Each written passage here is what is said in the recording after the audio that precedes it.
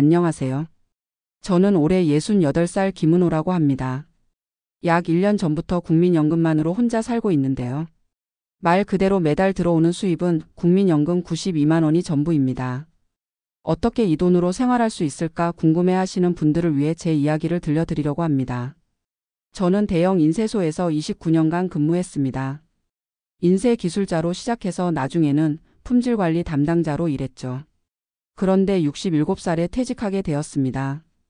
퇴직금으로 1억 2천만 원을 받았는데 대부분 자녀들 지원과 대출 상환에 썼습니다. 아들 결혼할 때 3천만 원, 딸 대학원 등록금으로 2천만 원, 그리고 오래전 집을 살 때 받았던 대출 잔금 4천만 원을 갚았죠. 나머지는 통장에 넣어두었는데 이제 3천만 원 정도 남아 있습니다. 이 돈은 아프거나 급한 일이 생겼을 때를 위한 비상금이라 함부로 쓰지 않으려고 합니다. 제 생활비는 오직 국민연금 92만 원으로만 해결하고 있습니다. 처음에는 걱정이 많았어요. 92만 원으로 어떻게 한 달을 버틸 수 있을까 막막했거든요. 게다가 여러 가지 지출 항목을 고려하면 더욱 불안했습니다.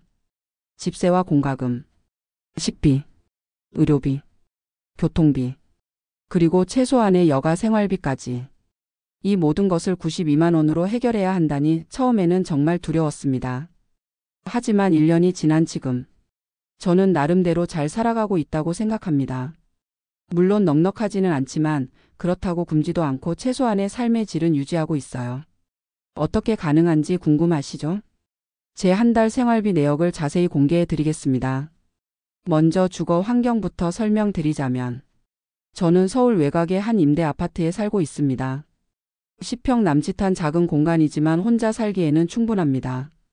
보증금 1천만 원에 월세 25만 원인데 이것이 제 고정 지출의 가장 큰 부분을 차지합니다. 공과금은 계절에 따라 다르지만 평균적으로 수도세 8천 원, 전기세 1만 5천 원, 가스비는 여름에는 5천 원 정도지만 겨울에는 8만 원까지 올라갑니다. 그래서 겨울철에는 난방을 최소화하고 전기장판과 이불 여러 개로 버티곤 합니다. 인터넷과 휴대폰은 최소 요금제로 바꿔서 합쳐서 3만 원 정도 나갑니다. 다음은 식비인데요. 이 부분에서 많은 절약을 하고 있습니다. 매일 아침은 집에서 간단히 해결합니다.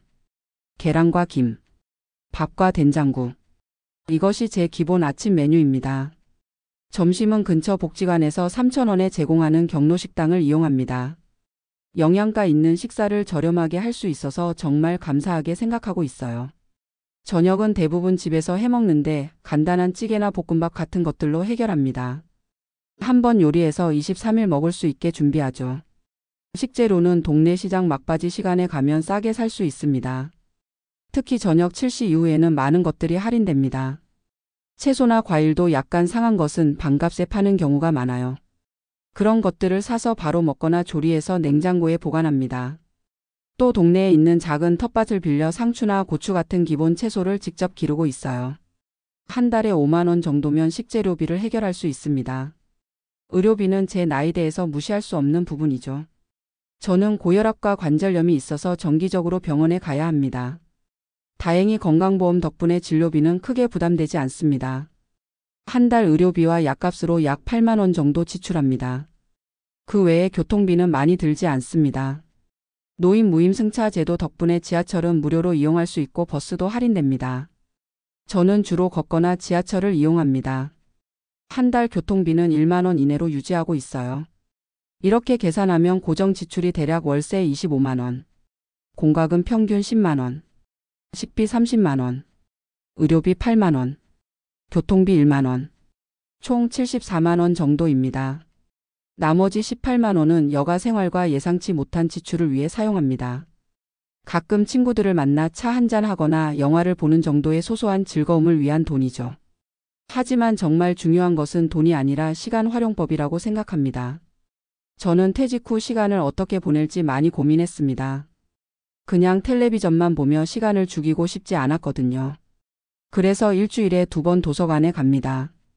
어릴 때부터 책 읽는 것을 좋아했는데 직장 생활할 때는 시간이 없었어요. 이제 그 부족했던 독서 시간을 채우고 있습니다. 도서관은 냉난방이 잘 되어 있어서 날씨가 추울 때는 그곳에서 오랜 시간 머물기도 합니다.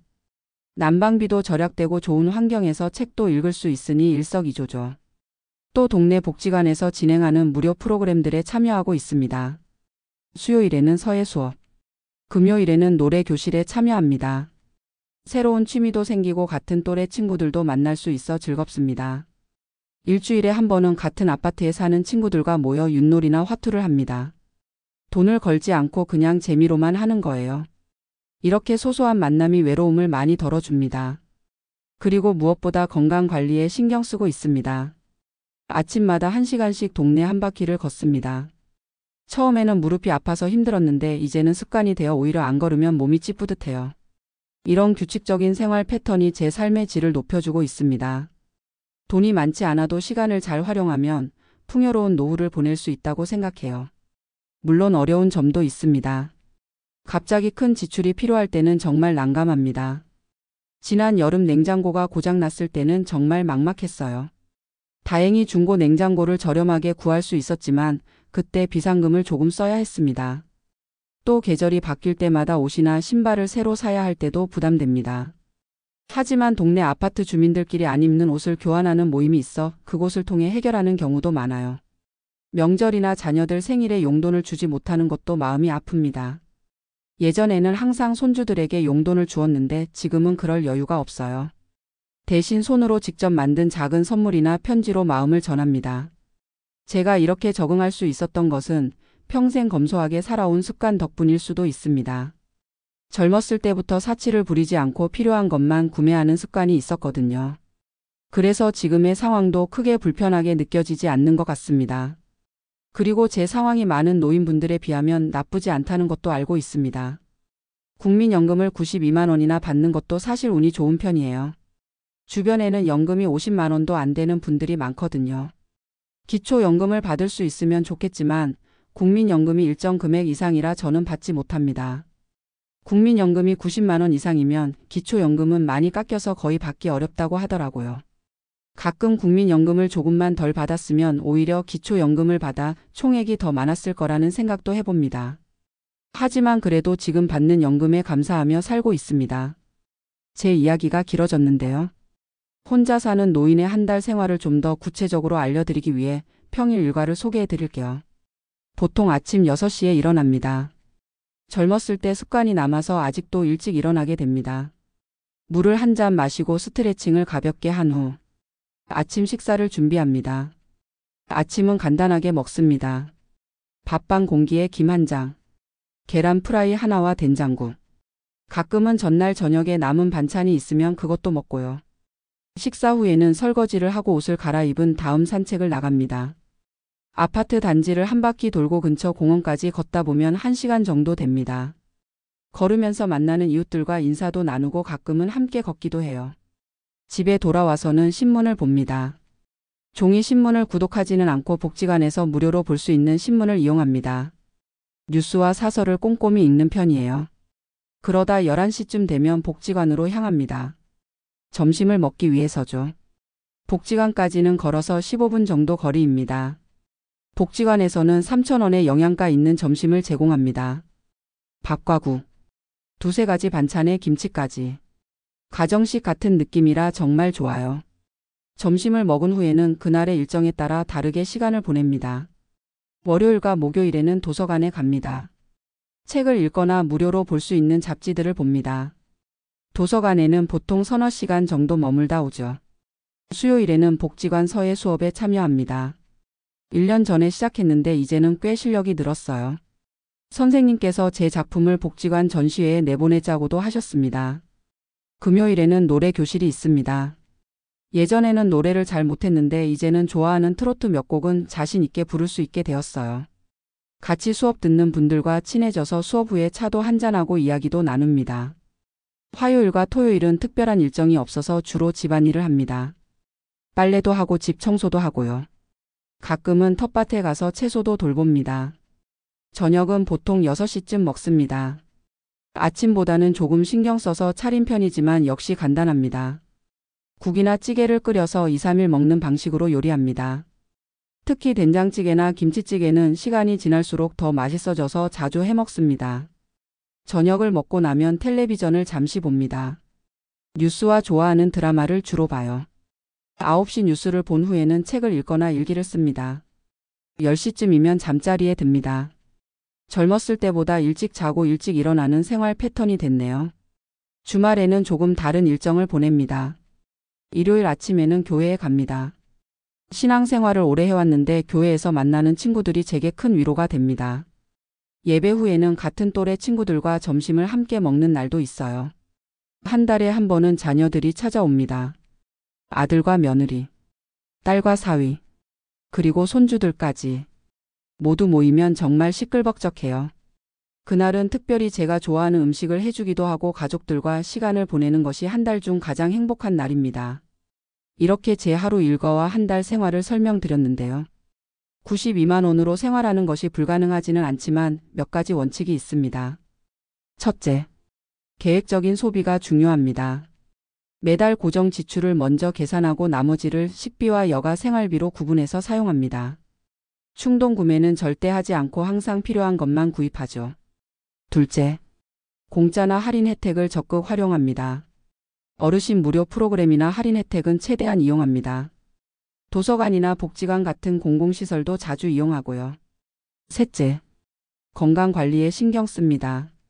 큰 병이 나면 모든 계획이 무너지기 때문에 규칙적인 생활과 적절한 운동으로 건강을 유지하려고 노력합니다. 넷째, 긍정적인 마음가짐을 유지합니다. 경제적으로 넉넉하지 않지만 그래도 감사할 것이 많다고 생각합니다.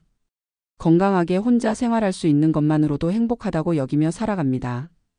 제 이야기가 비슷한 상황에 계신 분들께 조금이나마 도움이 되었으면 좋겠습니다.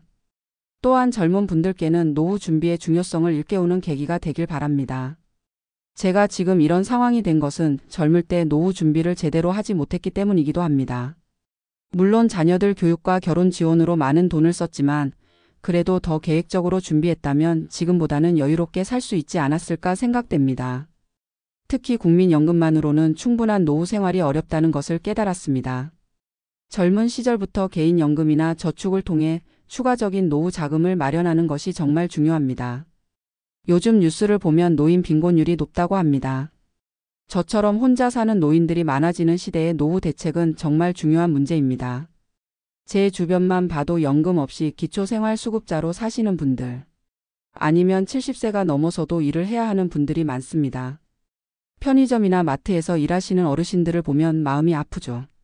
하지만 저는 그래도 긍정적으로 생각하려고 합니다. 건강하게 혼자 생활할 수 있다는 것, 자녀들이 가끔 찾아와 안부를 묻는다는 것, 이런 소소한 행복에 감사하며 살고 있습니다. 제가 큰 병에 걸리거나 혼자 생활하기 어려워질 때는 어떻게 해야 할지 걱정도 됩니다. 자녀들에게 부담을 주고 싶지 않은데 요양원에 갈 만한 돈도 충분하지 않고요. 그래서 더욱 건강관리에 신경 쓰며 스스로 할 수 있는 한 독립적으로 살려고 합니다. 가끔은 외롭고 쓸쓸할 때도 있습니다. 특히 밤에 혼자 있을 때면 그런 감정이 밀려오죠. 하지만 아침이 되면 또 새로운 하루가 시작되고 만날 사람들이 있어 그런 감정을 이겨냅니다. 지금 생각해보면 돈보다 더 중요한 것은 관계인 것 같습니다. 이웃이나 친구들과의 소통, 자녀와의 유대관계. 이런 것들이 외로움을 달래주고 삶의 의미를 찾게 해줍니다. 그래서 저는 지금 할 수 있는 한 많은 활동에 참여하고 사람들과 어울리려고 노력합니다. 소소한 만남과 대화가 제 삶을 풍요롭게 만들어주거든요. 저의 하루하루는 특별하지 않고 반복되는 일상이지만 그 안에서 소소한 행복을 찾아가며 살고 있습니다. 92만 원이라는 제한된 수입 안에서도 나름대로 만족하며 살아가는 방법을 찾았다고 생각합니다. 여러분도 노후에 대한 준비를 미리 하시고 경제적인 준비와 함께 건강과 인간관계에도 투자하시길 권해드립니다. 그것이 행복한 노후의 비결이 아닐까 생각합니다. 긴 이야기 들어주셔서 감사합니다. 모든 분들이 건강하고 행복한 노후를 맞이하시길 진심으로 바랍니다.